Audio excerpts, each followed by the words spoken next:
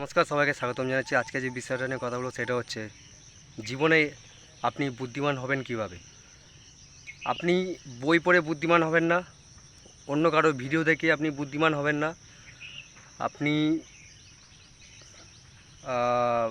কোনো কিছু ইনফরমেশনের দ্বারা আপনি বুদ্ধিমান হবেন না। যতই আপনি নলেজ বা ইনফরমেশান গ্যাদার করুন, বুদ্ধিমান হবেন না যতক্ষণ না আপনি ক্রিটিক্যাল থিঙ্কিং করছেন। ক্রিটিক্যাল থিঙ্কিংটা কি? আপনি কোনো বিষয় নিয়ে ভাবনা চিন্তা করা। যখন আর ভাবনা চিন্তা করার জন্যে আপনাকে শান্ত হয়ে কোনো একটা জায়গায় বসতে হবে।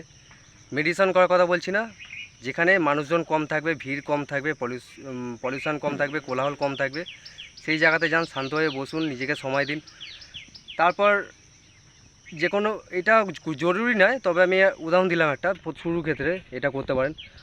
কিন্তু মূল বিষয় যে ফিরে আসি, ক্রিটিক্যাল থিঙ্কিংয়ের মাধ্যমে আপনি আপনার যে বুদ্ধি স্তর সেটা বাড়াতে পারেন।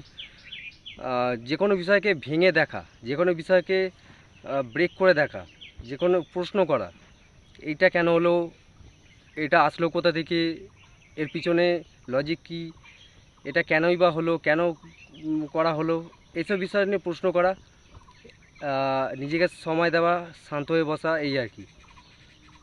তো একটাই কথা বলো, বুদ্ধিমান হওয়ার এক সহজ উপায় হচ্ছে ক্রিটিক্যাল থিঙ্কিং করুন। তাতে কী হয়, আপনার বুদ্ধি স্তর বাড়বে। তো আজকে ভিডিওটা এইটুকুনি। যদি কোনো প্রশ্ন থেকে থাকে নিচে কমেন্ট করে জানাবেন। সবাই ভালো থাকবেন, সুস্থ থাকবেন। ধন্যবাদ।